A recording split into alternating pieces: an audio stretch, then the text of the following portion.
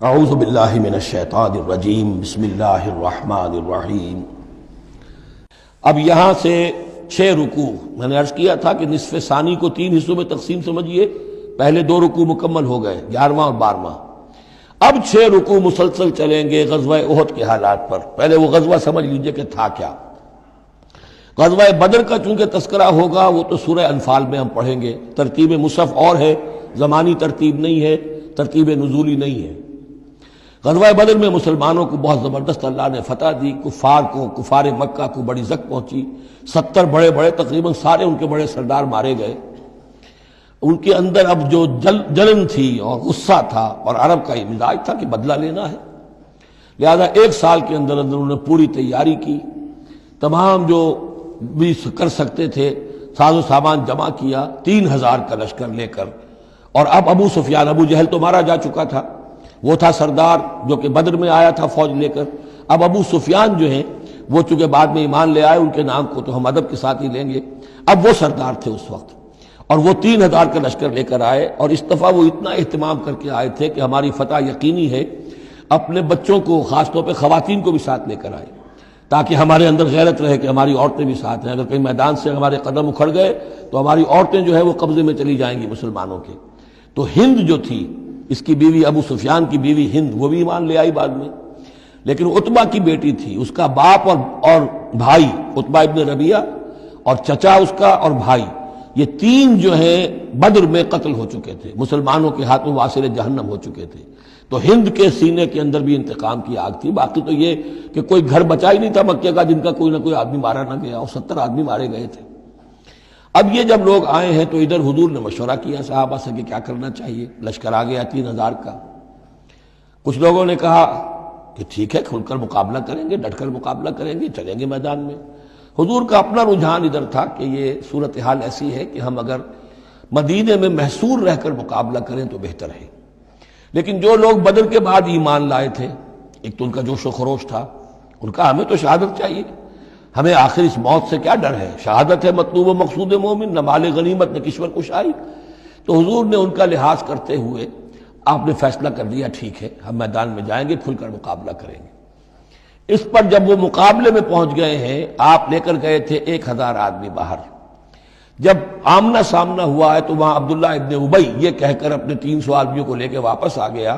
اتفاقاً اس کی رائے بھی یہ تھی کہ کھلے میدان میں جنگ مت کرو، بلکہ یہ کہ محصور ہو کر، جو حضور کی رائے تھی وہی اس کی بھی تھی اس وقت۔ لیکن اس وقت وہ یہ کہہ کر کہ جب ہماری بات نہیں مانی جاتی تو ہم خواہ کیوں اپنی جانیں جو ہے جوکھوں میں ڈالیں، وہ 300 آدمی لے گیا تو رہ گئے صرف 700۔ ان 700 میں سے بھی 2 گھرانے ایسے تھے، بنو حارثہ بنو سلمہ، ان کے قدم بھی تھوڑی دیر کے لیے ڈگمگائے، لیکن پھر ان کو اللہ تعالیٰ نے حوصلہ دیا اور وہ جم گئے، وہ 300 چلے گئے۔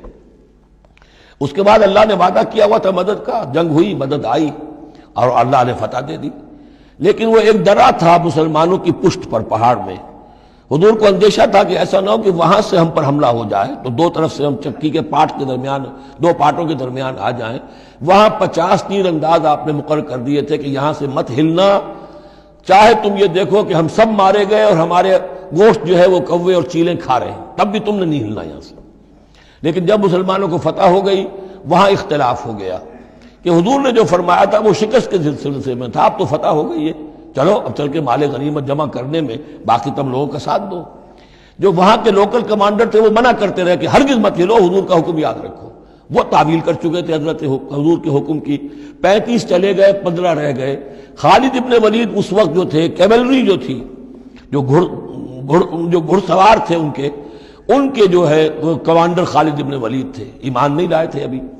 ان کی عقابی نگاہ نے دیکھ لیا کہ وہ درہ خالی ہے، تو ادھر تو شکست ہو رہی ہے، وہ اپنا 100 گھوڑوں کا جتنا بھی گھوڑے تھے ان کا لے کر پورا کا پورا رسالہ، اور وہ پیچھے سے آ کر حملہ کیا، اور وہ فتح شکست میں بدل گئی۔ 70 صحابہ شہید ہو گئے، حضور بھی زخمی ہو گئے، دندان مبارک شہید ہوئے، خون اتنا گیا کہ یہ بھی مشہور ہو گیا، کیونکہ بے ہوشی طاری ہو گئی تھی کہ حضور کا انتقال ہو گیا ہے۔ لیکن پھر یہ ہے کہ ہمت کر کے لوگوں جمع ہوئے، حضور نے لوگوں کو پکارا، پھر آپ نے یہ فیصلہ کیا کہ پہاڑ پر چڑھ کر اور وہاں پر اس وقت بچاؤ کر لیا جائے، تو تمام مسلمان پہاڑ پر چڑھ گئے۔ اب موقع یہ تھا ان کے لیے، ابو سفیان اور دوسری طرف جو یہ ان کے ساتھی جو کیولری کے سردار تھے خالد ابن ولید، ان میں اختلاف ہو گیا۔ خالد ابن ولید کا کہنا یہ تھا کہ ان کا پیچھا کرو اور ختم کر کے ہی چلو، یہاں سے پہاڑ پر چڑھو۔ ابو سفیان نے کہا نہیں، یہ بہت خطرے کی بات ہے، وہ اونچائی پر ہے، اوپر سے پتھر پھینکیں گے اور ہمارے گھوڑوں کا بھی نقصان ہوگا، ہمارا بھی ہوگا، اب ہم نے بدر کا بدلہ لے لیا ہے، اب ہم چلتے ہیں۔ وہ وہاں سے چلے گئے۔ بہرحال یہ ہے پورا سلسلہ کہ جس کے اب واقعات اس میں آئیں گے، تو ایک سکیچ میں نے آپ کے سامنے رکھ دیا ہے۔ وَإِذْ غَدَوْتَ مِنْ أَهْلِكَ تُبَوِّئُ الْمُؤْمِنِينَ مَقَاعِدَ لِلْقِتَالِ، اور یاد کریے اے نبی صلی اللہ علیہ وسلم، جب کہ آپ صبح کو اپنے گھر سے نکلے تھے، اپنے حضرت عائشہ صدیقہ کے حجرے سے آپ برآمد ہوئے تھے، تُبَوِّئُ الْمُؤْمِنِينَ، اور آپ لوگوں کو مقاعد للقتال، آپ لوگوں کو ان کے مورچوں میں بٹھا رہے تھے، یعنی آپ جب صف بندی کر رہے تھے وہاں اور مورچے معین کر رہے تھے۔ واللہ سمیع علیم، اللہ سب کچھ سننے والا اور جاننے والا ہے۔ اذ ہمت طائفتان منکم ان تفشلا، جبکہ دو گروہ تم میں سے ایسے تھے اے مسلمانوں کہ وہ کچھ کمزوری انہوں نے دکھائی، نامردی کا مظاہرہ کیا، ان کے پاؤں لڑکھڑائے۔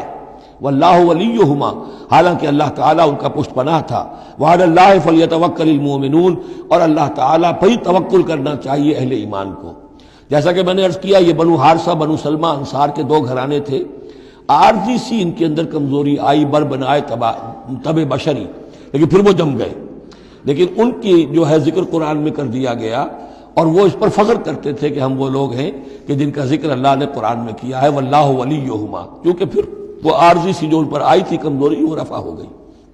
اور آپ غور کریں گے کہ وہ جو بدبخت تھے 300 جو چلے گئے عین میدان جنگ سے، ان کا ذکر بھی اللہ نہیں کر رہا یہاں پر، گویا کہ وہ اس لائق بھی نہیں ہے کہ ان کا ذکر کیا جائے۔ انڈائریکٹلی اس کا ذکر آخر میں آئے گا، ورنہ شروع میں نہیں۔ صدق اللہ العظیم۔